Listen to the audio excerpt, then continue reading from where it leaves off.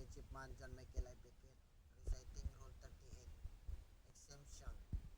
Any vessel or class of vessel, provided that the ship complies with the requirements of the International Regulation for Preventing Pollution at Sea 1960, the keel of which is laid or which is at a corresponding state of construction before the entry into force of this regulation may be exempted from compliance therewith as follows.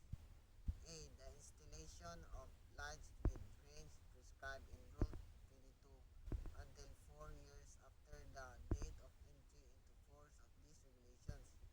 B. The installation of light with color specification as prescribed in Section 7 of Annex 1 to this regulation until 4 years after the date of entry into force of this regulation. C. The responsioning of light as a result of conversion from imperial to metric units and round of measurement figures. Permanent exemption. D. 1. The repositioning of masthead lights on a vessel of less than 150 meters in length, resulting from the prescribed of Section 3A of Annex 1 to this regulation. Permanent exemption. 2. The repositioning of masthead light on a vessel of 150 meters or in length, resulting from the prescription of Section 3A of Annex 1 to this regulation until 9 years after the date of the entry into force of these regulations. A.